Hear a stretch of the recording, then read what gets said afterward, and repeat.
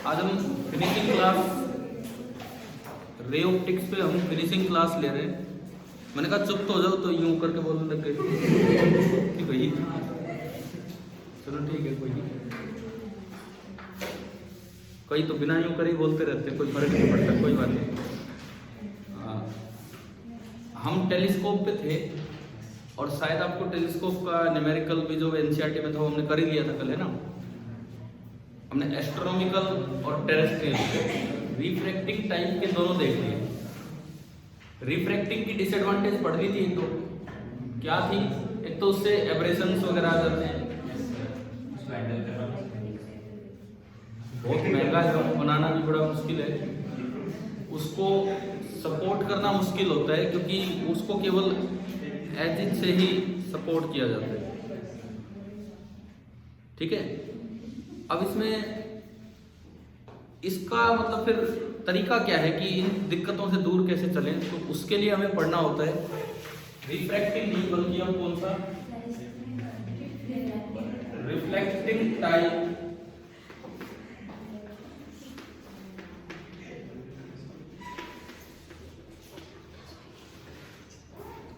Reflecting type telescope, ये हमें पढ़ना होता है। इसमें क्या करते हैं, ऑब्जेक्टिव के तौर पे लेंस ना लेके, क्योंकि ऑब्जेक्टिव ही था ज्यादा बड़ा, लेंस ना लेके क्या यूज किया जाता है, मिरर, कॉनकेव मिरर। ये एक कॉनकेव मिरर दिया,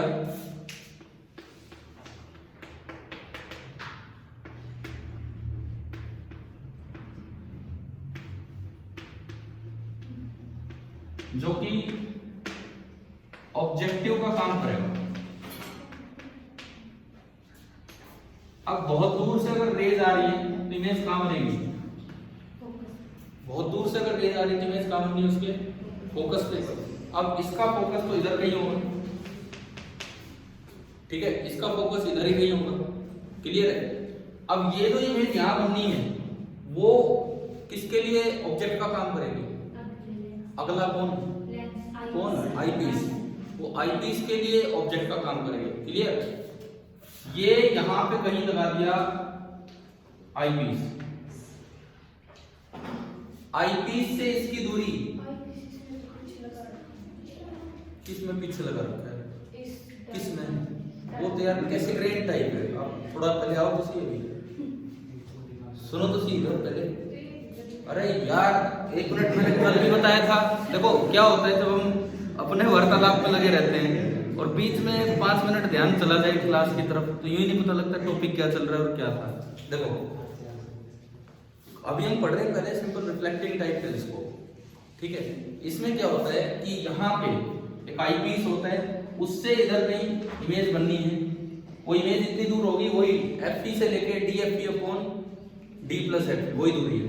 यहाँ पे बना होता है ऑब्जर्वर केज,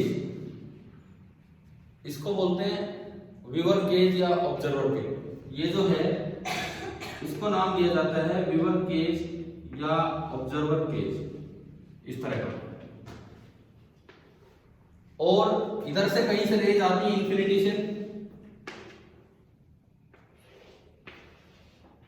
ये कहां जाके मिलेंगी, इसके फोकस पे, जहां भी इसका फोकस होगा वहां मिलेगी। उसके बाद ये रेज आएंगी किस पे, कौन सा लेंस, आईपीस लेंस, और वो उसी तरह काम करेगा जैसे एक रिफ्रैक्टिंग टाइप में काम करता था, सेम। या तो यहां से F की दूर रखना है या फिर DFP अपॉन D+F या उसके बीच की कोई वैल्यू, उसी तरह। बस जो चेंज हम वो पढ़ेंगे। चेंज क्या है कि अब यहाँ मिरर आ गया है लेंस की जगह, ऑब्जेक्टिव के तौर पे एक मिरर आ गया और कुछ चेंज नहीं, क्लियर है। दूसरी बात, इसमें दिक्कतें क्या है, इसमें बड़ी भारी दिक्कत है। सबसे पहली बात तो सारी लाइट ऑब्जेक्टिव पे आ ही नहीं पा रही है। पहली दिक्कत यह है कि जो व्यूअर केज है वो कुछ लाइट को क्या कर रहा है, ऑब्स्ट्रक्ट कर रहा है, रोक पा रहा है। दूसरी बात, ये बेचारा इसमें वो यूं ही पड़ा रहेगा, जगह तो है ही नहीं कोई खास, क्योंकि अगर इसको बड़ा कर दिया, अगर इसको बड़ा कर दिया तो अगर इसको बड़ा कर दिया हमने केस को, तो रेज ही नहीं पहुंच पाएंगे इसमें, समझ आ रहा है। तो ये कई दिक्कतें थी इसमें। ये आपका होता है रिफ्लेक्टिंग टाइप टेलीस्कोप। फर्क क्या है, बस फर्क इतना सा है कि जो नॉर्मल टेलीस्कोप में लेंस था ऑब्जेक्टिव, वो यहाँ पे क्या बन जाता है, मिरर बन जाता है।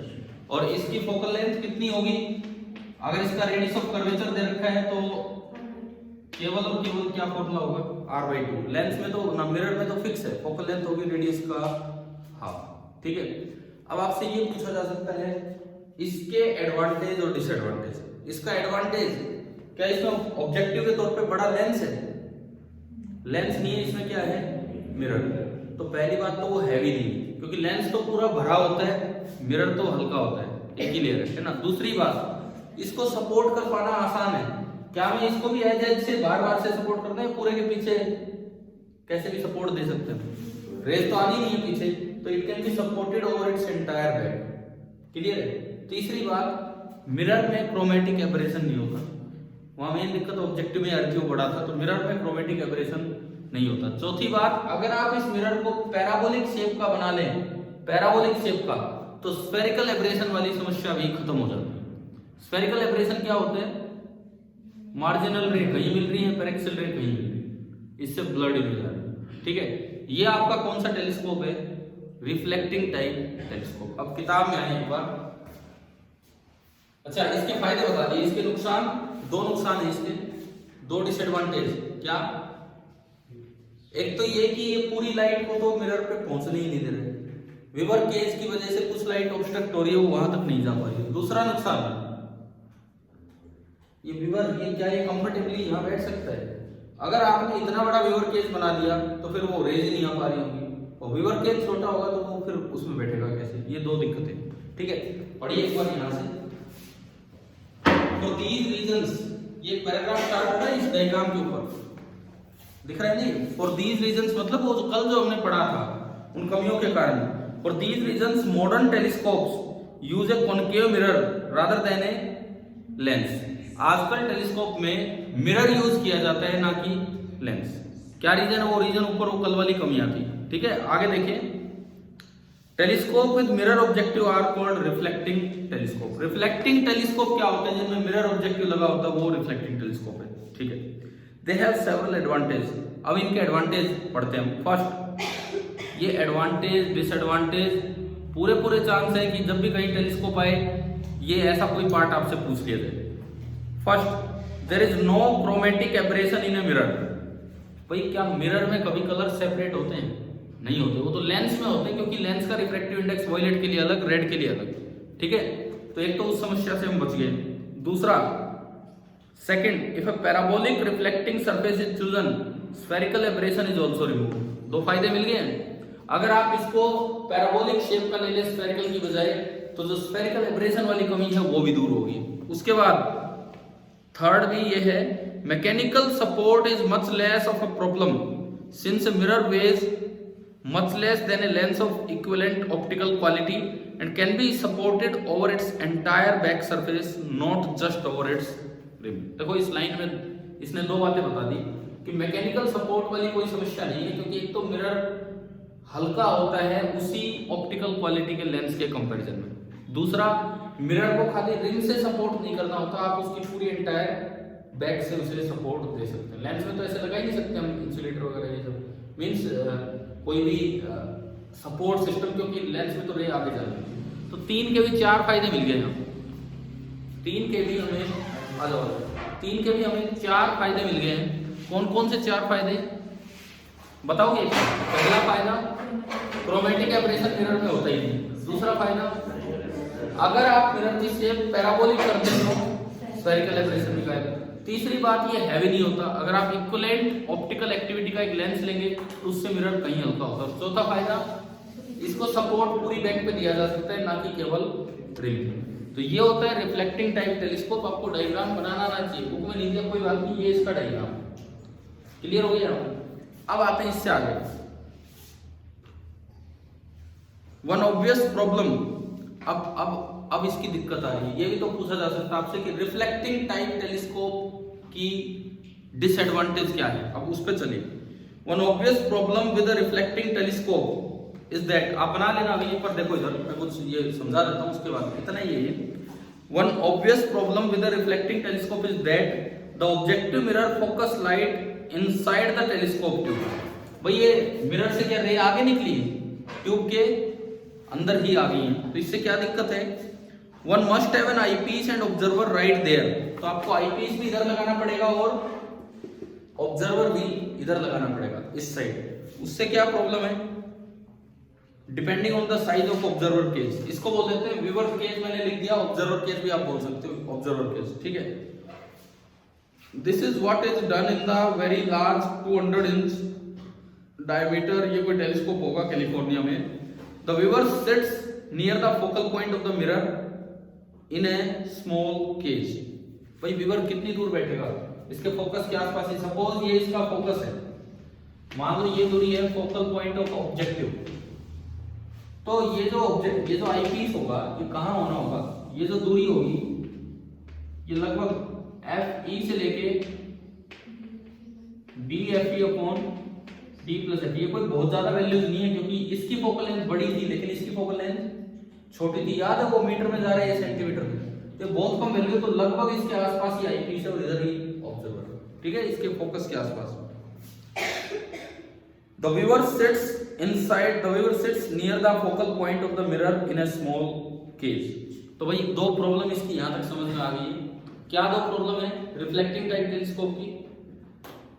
क्या क्या दो प्रॉब्लम है? एक तो व्यूअर केज जो है, ऑब्जर्वर केज, उसकी वजह से कुछ लाइट ऑब्स्ट्रक्ट हो जाती है जो कि आगे पहुंच ही नहीं पा रही। दूसरी बात, अगर उस लाइट को ज्यादा पहुंचाएं, इसको छोटा करें, तो फिर इसको बैठने में परेशानी होगी। समझ आ गया है? अब ये आ सकता है, देखो सवाल इस तरह से बन के आ जाए कि what are the disadvantages of reflecting type telescope and what was done to remove it. समझ लो किस तरह से वो दूर हुआ। पहली बात, ये रिफ्लेक्टिंग टाइप टेलीस्कोप क्लियर हुआ। देखो टेलीस्कोप गिनती की बातें अपने दिमाग में रखो बस। पहली चीज है एस्ट्रोनॉमिकल, वो रिफ्लेक्टिंग, उसी को फिर कल बनाया था टेरेस्ट्रियल, है ना। उसके गिनती के तो फॉर्मूले, नॉर्मल एडजस्टमेंट में F upon F E magnifying power, और दूसरे केस में F upon F E into 1 plus F E by D. अगर आप दोनों के बीच की separation length of the tube की बात करें तो एक बार तो F O plus F E और दूसरी बार F O plus D F E upon D plus F E. अगर आप टेरेस्ट्रियल बनाते हो तो मैग्नीफाइंग पावर पॉजिटिव हो जाएगी, पहले नेगेटिव थी, और बस 4f ऐड हो जाएगा, इतना ही था। उसके डिसएडवांटेज आज रिवाइज कर दिए। फिर उससे बचने का तरीका है मिरर ले लो ऑब्जेक्टिव की जगह। उसके एडवांटेज देखने के बाद हम उसके दो डिसएडवांटेज पे भी आ गए, दोनों अभी बताए मैंने। अब इसको कैसे रिमूव करें, तो उसके लिए इन्होंने यूज किया another solution to the problem is to deflect the light being focused by another mirror. One such arrangement using a convex secondary mirror to focus the incident light which now passes through a hole in the objective primary mirror is shown. This is known as Cassegrain telescope after its inventor. It has the advantage of a large focal length in a short telescope. अब ये बना के दिखा देता हूँ मैं आपको कि होना क्या है। अगर आप व्यूअर को यहाँ परेशान नहीं करना, आपको अगर ये बनाना है तो बना दो, बिकॉज बुक में डायग्राम नहीं है रिफ्लेक्टिंग टाइप टेलीस्कोप। आपको बनाना है, आप नोट कर लीजिए इसमें।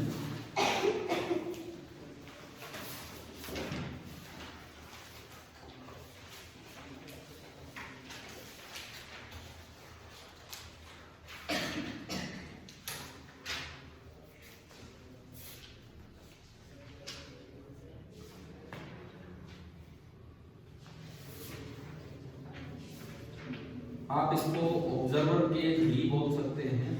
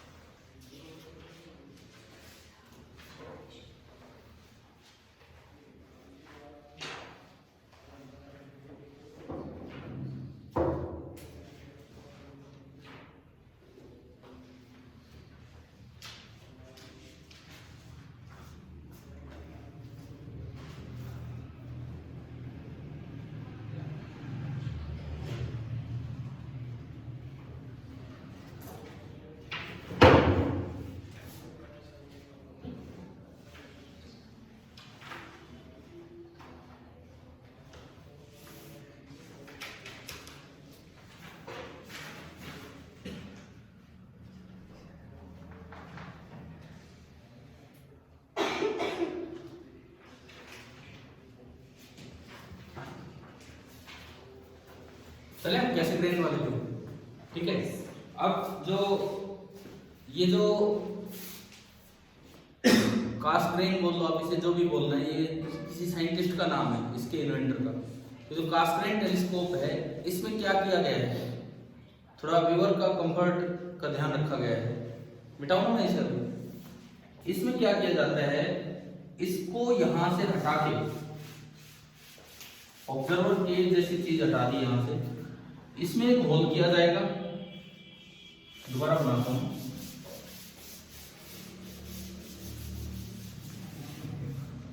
देखिए, ऑब्जेक्टिव मिरर के तौर पे ये वही है, एक बड़ा मिरर, लेकिन इसमें बीच में होल करके, ये तो कैसा मिरर है आपका, कॉन्केव मिरर। यहां एक सेकेंडरी मिरर और अलग यूज किया जाता है, कॉन्वेक्स। ये इधर से पॉलिश है, this is called secondary convex mirror. थोड़ा व्यूअर का ध्यान रखा गया और कुछ नहीं, बस यही, ठीक है। अब अगर आप इसमें रेज डालते हैं, इंफिनिटी से रेज आ गई, ये मिरर कहां पहुंचाएगा इन रेज को, फोकस पे। सपोज इसका फोकस यहां कहीं था, मैं कहूं कि इसका फोकस यहां है, इस कॉन्केव मिरर का, तो ये इन रेज को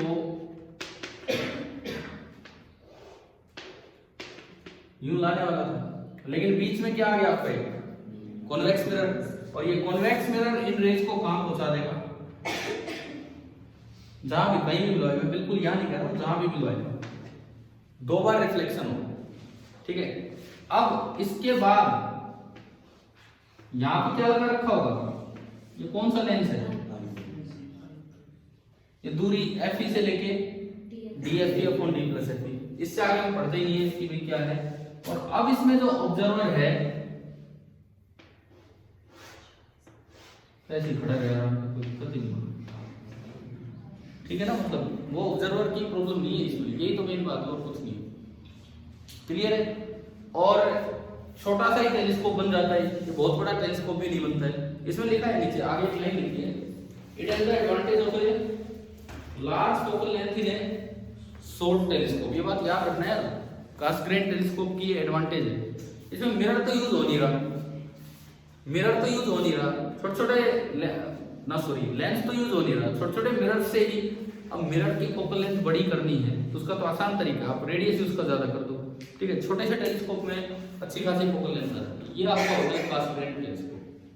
समझ आया कि नहीं आया था, क्लियर है सभी को, ठीक है। और पढ़ लेते हैं अगर 2-4 लाइनें और बची होती है।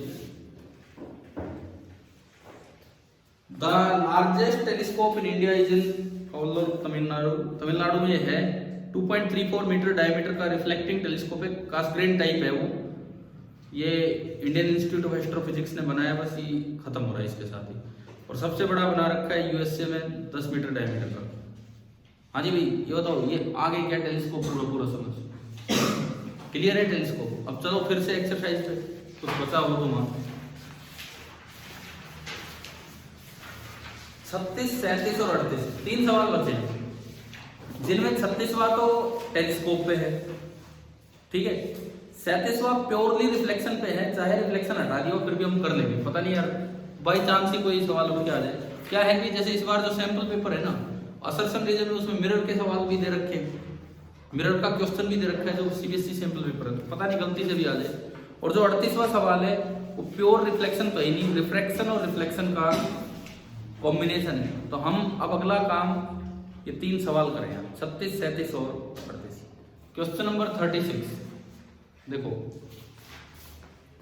Cast grain telescope uses two mirror as shown in the figure 9.33। Figure side diagram अंदर ही होगा, उसी को बोला होगा इसमें। इससे ऊपर वाला सवाल कर दिया था क्या, कर लिया नहीं, हो गया था ना वो तो, ठीक है। इधर radius of curvature of larger mirror is 220 mm। देखो ये जो बड़ा वाला मिरर है ये, इसका रेडियस कितना है 220 mm, तो इसकी फोकल लेंथ कितनी है 110, समझ रहे हो। यानी कि इसका फोकस कितनी दूर हो गया ये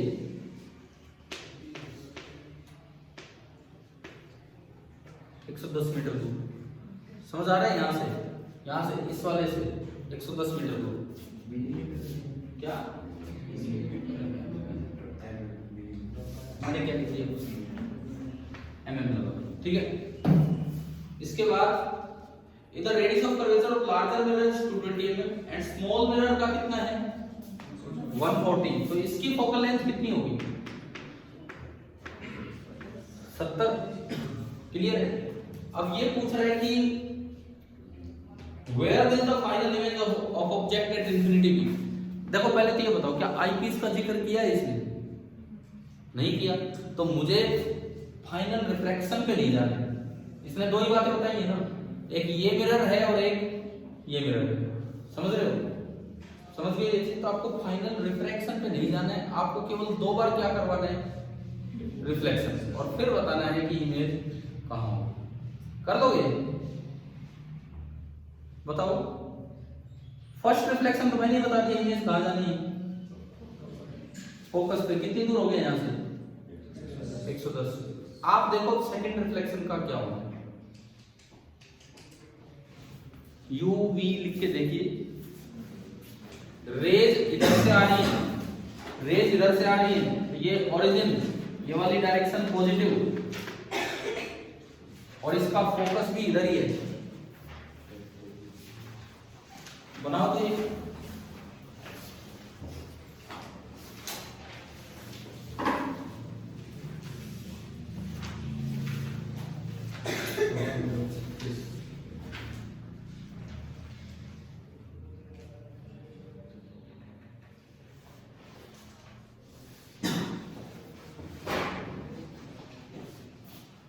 केवल एक बार बस मिरर इक्वेशन ही तो लगा दी।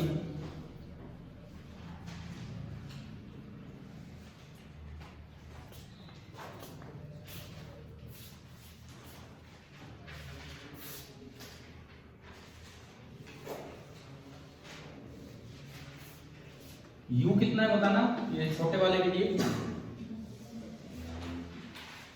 ये 110 के ये सेपरेशन दे रखा है 20, तो ये कितना हो गया? 90 हो गया ना, ये 90। पॉजिटिव की नेगेटिव? You positive. इस बार उधर से रे आ रही है, उधर से, ये वाली डायरेक्शन हमारी पॉजिटिव होगी। तो यू तो कितना हुआ? 90 mm। एफ कितना है इसका? इसका फोकस इधर ही होगा। पॉजिटिव की नेगेटिव? पॉजिटिव। 70 mm। आपने लेंस इक्वेशन लगाई 1/v minus 1/u equal to, sorry हाँ, mirror equation 1/v plus 1/u equal to 1/f। यहां से आप गए तो 1/v is equal to 1/f minus 1/u। 1/v is equal to, मैं एक बार वैल्यूज पुट कर दूं, 1/f 1/70 माइनस 1/90। ठीक है, यहां से आया 1/v is equal to LCM 360 आ रहा है, 9 और 360 630, एलसीएम 630 आ रहा है। ठीक है, और ऊपर बचेगा इधर 90 और माइनस इधर 70, कितना आया 29 माइनस 7, 2/630 कितना हो गया 1/315। तो v आपका कितना आया 315 mm। यानी कि जो रे इस तरह से फैलेगी कि इससे छोटे वाले मिरर से कितनी दूर बननी चाहिए इमेज 315। एक बार पीछे आंसर देख लो, v आपका दिया है 315, छोटे मिरर से 315 mm दूर। क्या समझ आ रहा है क्या? ठीक है, लेकिन v पॉजिटिव आने का क्या मतलब? ये इमेज इधर नहीं बनेगी, ये इमेज भी इधर ही बनेगी। समझ रहे हो? ये टकरा के ना, ये और ज्यादा, ये यूं ना होके बल्कि ये और ज्यादा क्या हो गया, ये यूं जाएंगे ये भी यूं जाएगा कि अगर आप इसको पीछे बढ़ाओगे तो 315 mm इधर भी। समझ में आ रहा है? ठीक है, ये तो ठीक है, इन्होंने जो वैल्यूज दी है उसके अकॉर्डिंग हमारा आंसर आया है। तो जो स्मॉलर मिरर है उससे कितनी दूर बनी हमारी इन दो रिफ्लेक्शन से इमेज? 315 mm। आंसर में यही तो लिखा है कि स्मॉलर मिरर से दूरी दे रखी है। मतलब अगर कास्केड टेलीस्कोप आएगा तो आपको फाइनली वहां तक नहीं पूछने वाले, बस दो रिफ्लेक्शन तक का पूछने वाले हैं। अब मुझे बताओ क्या माइक्रोस्कोप और टेलीस्कोप दोनों चीजें क्लियर है? ठीक है, तो अब हम फिनिश करते हैं इसको आखिरी दो सवालों के साथ। ये दो सवाल कितने, आपकी बुक में भी दो ही दिए होंगे, तो ये दो सवाल और कर लेते हैं, उसके साथ फिर हमारा ये रे ऑप्टिक्स ऑलमोस्ट कंप्लीट है। ठीक है, नेक्स्ट क्वेश्चन है तो रिफ्लेक्शन पे, बट कोई नहीं। Question number 37।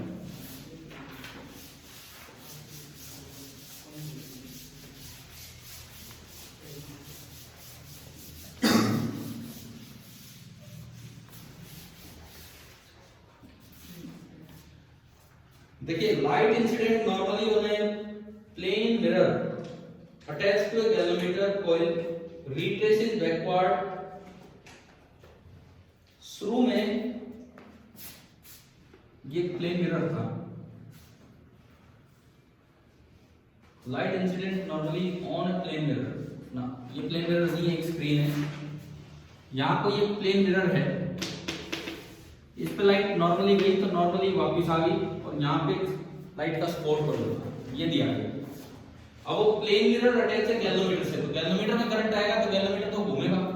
ठीक है, नीडल घूमेगी तो कोई भी, ये प्लेन मिरर घूम गया। A current in the coil produces a deflection of 3.5 degree of the mirror.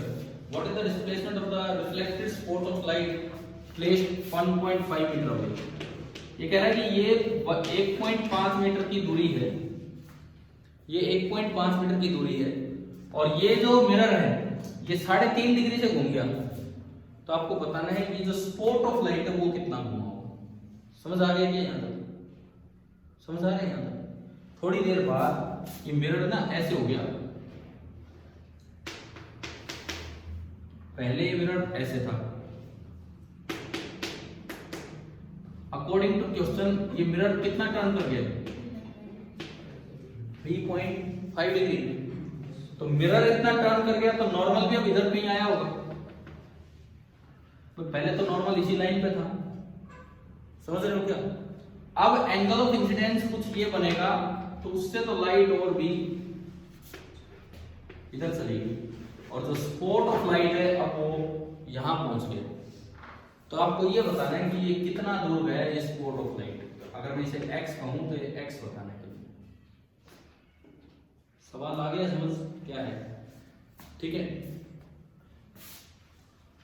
तो ये बताओ मिरर 3.5 घूमे तो नॉर्मल तो साथ साथ चलेगा, यानी कि नॉर्मल भी पहले यहां था, इधर पहुंच गया है। इसका मतलब मुझे एंगल ऑफ इंसिडेंस पता लग गया 3.5 डिग्री। भाई इंसिडेंट रे तो टर्न की नहीं आपने, वो तो वही है, पहले नॉर्मल व्यू था 3.5 डिग्री घुमा तो नॉर्मल भी 3.5 डिग्री। तो इंसिडेंट रे का एंगल इतना, एंगल ऑफ रिफ्लेक्शन बराबर एंगल ऑफ इंसिडेंस, तो ये भी कितना 3.7।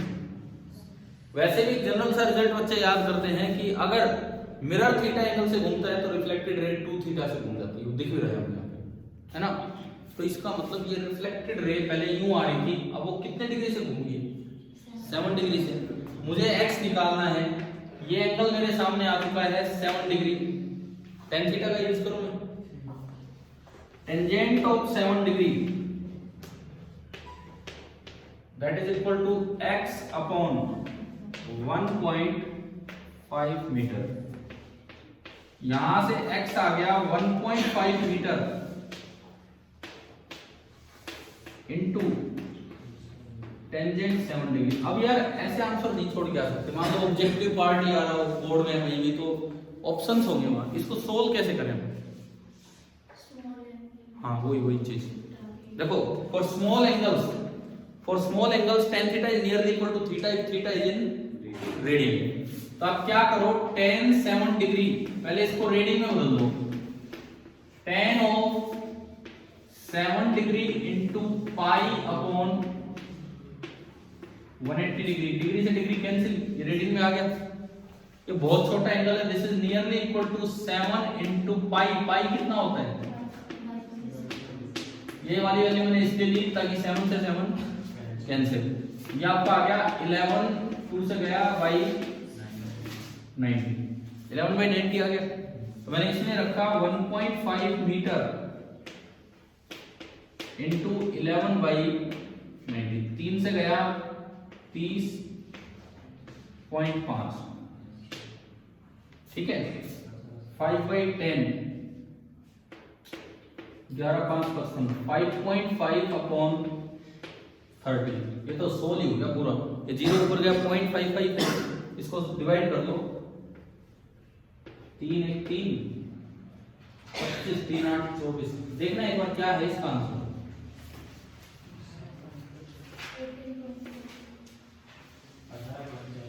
सेंटीमीटर ना, हाँ तो ये 0.18 मीटर आ रहा है, वो अगले डिजिट पे मैं गया नहीं, एक और आ जाएगा।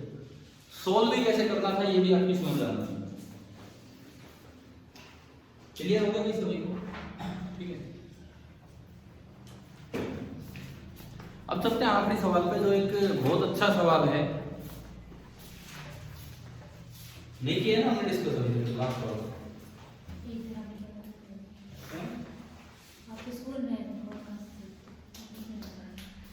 नहीं, ये पेपर मेरे ये बोर्ड एग्जाम में ये एक बार ना अभी 2 से 3 साल पहले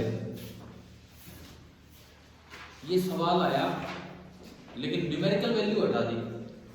यहाँ कुछ 30 और 45 है, वहां गया x और y। और उससे पहले मैंने तो यहाँ जो जैसे जो सेक्शन था उनको वो x और y मुझे D1 D2 करवा रखा था।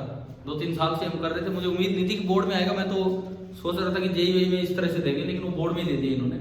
हम D1 D2 लेके कर रहे थे, उन्होंने x और y लेके किया। तो ये एक बड़ा अच्छा सवाल है, मतलब मैं तो इसको लगातार यही फोकस करता रहा कि जेईई मेन से एडवांस में नीट इसमें आने लायक है, पर सीबीएसई ने ही अपने बोर्ड एग्जाम में इसको 2 से 3 साल पहले पूरा स्टेज डाल दिया था। वैल्यूज x और y लेके 30 और 45 की। चलिए देखते हैं सवाल। ये हो गया भाई, ये तो हो गया ना, ठीक है। आखिरी सवाल है हमारा इस ऑप्टिक्स का, आप पढ़ लीजिए फिर उस पर हम चलते हैं। क्वेश्चन नंबर कौन सा है? 38।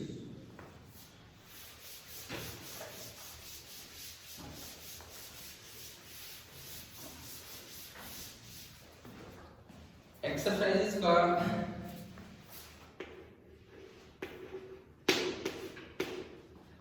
क्वेश्चन नंबर 38 ये हम देखें। Figure 9.37 shows an equiconvex lens of refractive index 1.50. Glass का refractive index है 3/2. In contact with the liquid layer on top of a plane mirror, a small needle with its tip on the principal axis is moved along the axis until its inverted image is found at the position. Distance मिली 45 पर liquid remove किया और फिर experiment repeat किया, distance मिली 30 पर refractive index पता है। अब देखो स्टेप बाय स्टेप चलो, आप 30 और 45 छोड़ो, D1 D2 में देखते हैं या XY लेके देखते हैं। इधर देखो, जब आपने प्लेन मिरर के ऊपर लिक्विड नहीं रख रखा है, खाली ग्लास का लेंस रखा हुआ है, जब प्लेन मिरर के ऊपर लिक्विड नहीं रखा है, खाली ग्लास का लेंस ही रखा हुआ है, मान लो उस वक्त जहां ऑब्जेक्ट और इमेज कोइंसाइड कर रहे हैं, उस वक्त जहां ऑब्जेक्ट और इमेज कोइंसाइड कर रहे हैं, मैं उस दूरी को बोलता हूं D2 या Y, D2 और Y इस तरह से। अब आप रे डायग्राम से सोचिए, ऑब्जेक्ट और इमेज कब कोइंसाइड करेंगे? जब लास्ट में जो मिरर है वो रेज को रिट्रेस करवा देगा। देखो इसको भी पॉइंट से दिखा देता हूं। यहां ऑब्जेक्ट और मैं चाह रहा हूं यही क्या बने इसकी इमेज। ऐसा कब होगा? जब रेज पे मिरर पे रे नॉर्मली इंसिडेंट हो तो एज इट इज वापस चली जाएंगी। तो मतलब मुझे चाहिए कि आने वाली रेज यहां कैसे इंसिडेंट हो, पैरेलल नॉर्मल परपेंडिकुलर। अब लेंस का काम देखो, लेंस रेज को ऐसा कब करवाएगा? जब लेंस के लिए ऑब्जेक्ट कहां बैठा हो? फर्स्ट फोकस पे। क्लियर? इसका मतलब ये देखो रे डायग्राम ही बन गया। ये यू रे आई सीधी हुई, ये यू रे आई सीधी हुई, और ये एज इट इज रिफ्लेक्ट होकर वापस चलेगी, और तभी ऑब्जेक्ट और इमेज क्या कर रहे हैं? One side. तो इससे मुझे ये पता लगा कि this distance the first focus किसका? कॉम्बिनेशन का नहीं, पूरे कॉम्बिनेशन में नहीं, किसका ओनली लेंस का। फर्स्ट फोकस भी तो उतनी दूर होता है जितनी दूर से लो भाई, यहीं से डायरेक्ट पता लगे कि जो ग्लास लेंस है, जो ग्लास लेंस है उसकी फोकल लेंथ मेरे पास आ गई कितनी, D2। क्लियर। अब दूसरा डायग्राम, अगर मान लो यहां बीच में लिक्विड भी भरा होता, वही ग्लास लेंस है और इसके बीच में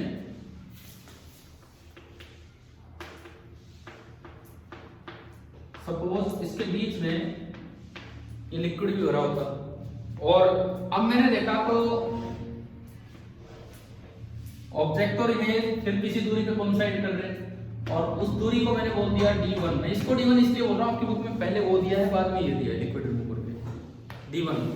जब बोर्ड एग्जाम में आया था तो इसको X बोल दिया था, इसको Y बोल दिया था, वो ये। अब अगर ऑब्जेक्ट और इमेज कोइंसाइड कर रहे हैं, फिर दोबारा से मिरर पे तो रेज कैसे आई होंगी, नॉर्मल परपेंडिकुलर है ना। तो इस पे नॉर्मल आने का तरीका एक ही है, इस पे नॉर्मल तभी आएगा जब ये देखो दो लेंस है, एक ग्लास लेंस है और एक लिक्विड लेंस है। इन दोनों लेंसेज का ये पॉइंट क्या हो गया, इक्विवेलेंट फर्स्ट फोकस। समझ गए हो क्या। अगर मैं इन दो के बजाय एक लेंस लगाऊं तो वही काम हो गया। इसका मतलब मुझे ये पता लग गया कि combination of glass plus liquid की जो फोकल लेंथ है वो कितनी है, D1। F equivalent for glass plus liquid, that is D1। और मैं जानता हूं अगर दो चीजें कॉन्टेक्ट में हो तो F equivalent का फॉर्मूला होता है 1/F1 plus 1/F2। तो ये लिक्विड लेंस की फोकल लेंथ आ गई कैसे, 1/F ग्लास, F ग्लास कितना है पड़ा है D2, plus 1/F liquid that is equal to 1/D1। क्या इस इक्वेशन से F लिक्विड आ जाएगा, लिक्विड लेंस की फोकल लेंथ आ गई। मुझे निकालना है refractive index of the liquid lens, समझ रहे हो ना आप। मुझे निकालना है refractive index of the liquid lens, ये हमें निकालना है। उसके लिए मैं क्या करूं, अब आप उसको देखिए। उसके लिए क्या करना होगा, मेरे पास ये लिक्विड लेंस के बारे में फोकल लेंथ तक की चीज आ चुकी है, इतनी जानकारियां जुड़ चुकी हैं। बस कर्वेचर और आ जाए तो मैं लेंस मेकर फॉर्मूला लगा दूं और बस आ जाएगा फिर तो रिफ्रैक्टिव इंडेक्स। कर्वेचर इसका तो दिख ही रहा है, कितना है इसका, इनफाइनाइट। इसका कर्वेचर चाहिए, इसका कर्वेचर लिक्विड का अपना तो कोई शेप होती नहीं है, तो जो ग्लास की शेप होगी वही उसकी होगी।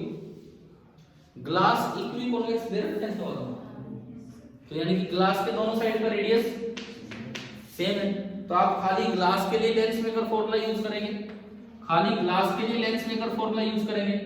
कैसे, मान लो ये डायरेक्शन पॉजिटिव, तो पहले वाले का R1 मान लो R है, तो दूसरे वाली सरफेस का पीछे होगा तो R2 कितना हो जाएगा, -R। इसका रिफ्रैक्टिव इंडेक्स आपको दिया गया है 1.5, और इसकी फोकल लेंथ आपके पास आई पड़ी है कितनी, D2। आपने लेंस मेकर फॉर्मूला लगाया, lens maker formula 1/D2, 3/2 - 1, 1/R - 1/-R करेंगे तो R और R प्लस हो गए। समझ में आ रहा है क्या। इस इक्वेशन से क्या निकलेगा बताओ, इस इक्वेशन से किसकी वैल्यू मिलेगी हमें, अरे अननोन क्या है इसमें, D2 अननोन नहीं है, D2 तो डिस्टेंस है, R आ गया।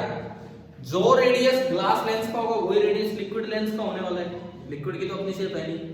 R आते ही आप इधर आ जाओ, इसका ये कोई सी डायरेक्शन पॉजिटिव मानो, इससे फर्क ही नहीं पड़ता। एक चाहे आप ये डायरेक्शन पॉजिटिव मान के फोकल लेंथ निकालो, ये फोकल लेंथ इस बात पर डिपेंड नहीं किया करती। अब देखो इसकी शेप भी वही है, तो जो R1 होगा वो तो होगा -R, और R2 कितना होगा, इनफाइनाइट। आपके पास एक इस इक्वेशन से क्या निकाल रखा आपने, F लिक्विड, और फिर आप इसमें यूज करेंगे 1/F liquid that is equal to N liquid minus 1, 1/-R minus 1/infinity, और उससे क्या निकल के आ जाएगा, N लिक्विड। अब ये करो 2-3 स्टेप, ऐसे नहीं मैंने D1 D2 में बता दिया, आप इन वैल्यूज के साथ करो, इन वैल्यूज के साथ। सवाल पढ़ के तो पहले डायरेक्ट बताओ D2 कितना है।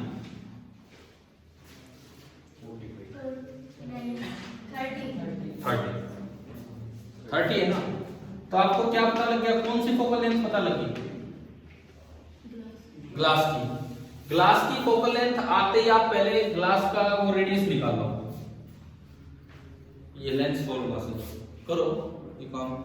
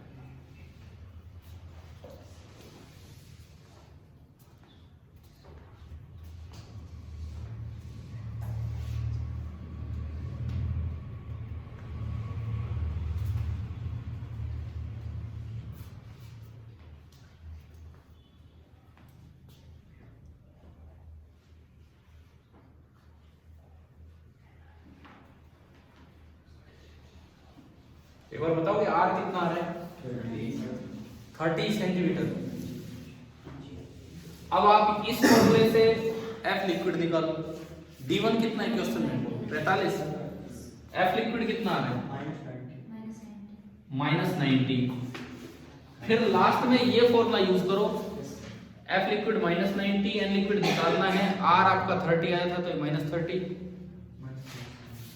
हाँ जो भी आएगा इससे बताओ एन लिक्विड कितना आ रहा है, 1.4/3। अब आंसर अपना मैच करो पीछे के किया है ना ये पूरा, ठीक है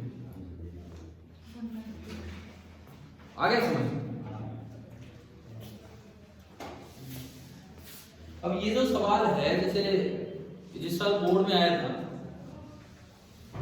उस साल में मैंने तो बच्चों को जो CPPM बना के दे देते हैं तो उसमें इसी तरह करवाया था कि एक कंप्रीहेंशन के तौर पे बोर्ड में XY थे, मैंने D1 D2 लिखे थे और बोर्ड में रिफ्रैक्टिव इंडेक्स दे रखा था n बराबर 3/2। मैंने तो क्लास का रिफ्रैक्टिव इंडेक्स भी नहीं दिया था, उसको भी n मान लिया था, उसकी टर्म्स में आंसर मांगे थे। बट यही चीज अब आप में से कुछ बच्चे कल जेईई मेंस देने जा रहे हैं, हो सकता है यार ये सवाल आ जाए वहां पे, इसका कोई पार्ट आ जाए वहां पे, तो ध्यान रखना है हमें इन बातों को, ठीक है। किस किस का है जेईई मेंस, अब तीनों का, चलो ठीक है। कल के लिए शुभकामनाएं, कल ही ठीक है, इसीलिए कल क्लास नहीं होगी, कुछ बच्चों का पेपर है तो इसलिए मैंने डाल दिया था आपके मैसेज उसमें।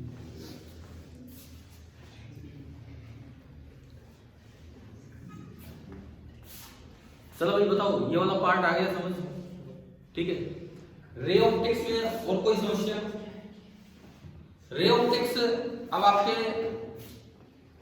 जिस लेवल पे भी आ सकता है हमने पढ़ लिया, ठीक है ना, इससे ज्यादा नहीं आने वाला है इसमें कुछ भी। इंस्ट्रूमेंट में ही कुछ अच्छे सवाल आते हैं, वो भी हम देख चुके हैं। अब ये बताओ जो अगला काम हमारा होगा, अब हम चले पार्ट फर्स्ट की तरफ। क्या एनसीईआरटी पार्ट सेकंड हो गया है ना, कि कुछ बच्चों ने लेट आना स्टार्ट किया तो उनका मे भी हो सकता है ना हो, लेकिन मुझे लगता है पिछले 3-4 महीनों में हमने पार्ट सेकंड पे ही फोकस किया, ठीक है। ये बताओ एक सेकंड, रे ऑप्टिक्स हो गया कंप्लीट, इंटरफेरेंस शायद मैंने अभी करवाया था कुछ दिन पहले, हो गया है ना।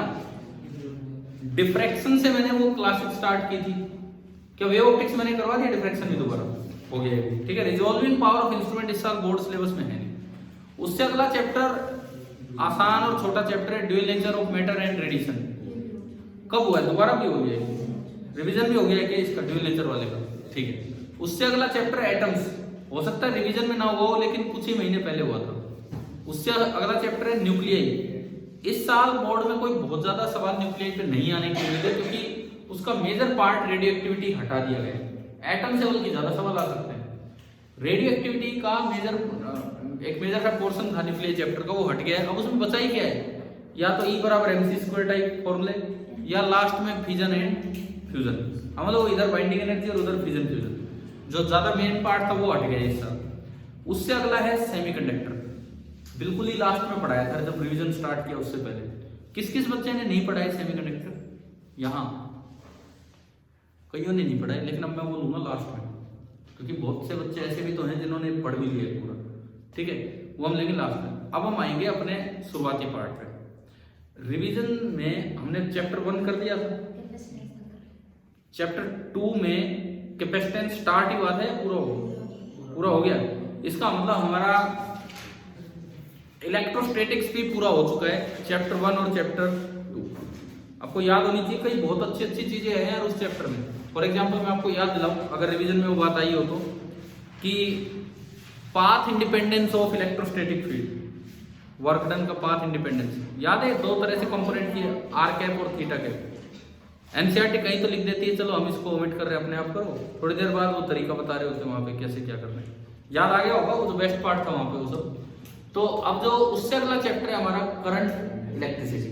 कल तो आप लोग जेईमेंस दीजिए, परसों हम अपनी क्लास करंट इलेक्ट्रिसिटी से स्टार्ट करेंगे। अब सुनो, करंट इलेक्ट्रिसिटी होगा, फिर पूरा वो मैग्नेटिज्म का जितना पार्ट बोर्ड में है इस सब, क्योंकि वो हटा दिए डाया पैरा फेरो और इस तरह की चीजें।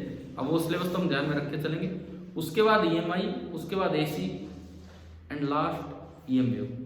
उसके बाद भाई किसी को जरूरत हो तो बता देना, नहीं तो हम आपका कोर्स फिर ऑलमोस्ट हो ही जाएगा तब तक तो, है ना। फिर कितनी बार हम रिवीजन करते ही रहेंगे इन चीजों का। किसी का कोई और चैप्टर बचा हो, जैसे सेमीकंडक्टर बचा है, तो 2-3 दिन में सेमीकंडक्टर, 2-3 दिन में का बहुत है वो। उसमें ना ट्रांजिस्टर है सिलेबस में, डायोड्स में भी जेना डायोड हटा दिया, छोटा सा ही है वो चैप्टर। डिजिटल भी हटा दिया, बताओ तो आपको बोर्ड के सिलेबस में डिजिटल भी हटा दिया, वो भी नहीं है इस बार। तो उसमें 2 दिन लगेंगे मुश्किल से, वो भी कवर हो जाएगा। करवा दूंगा मैं, दोबारा करवा दूंगा जिनके बचे हुए। लेकिन हम पहले एक बार पार्ट फर्स्ट पे फोकस करें, ठीक है? चलिए ठीक है, आज तो चलिए फिर आप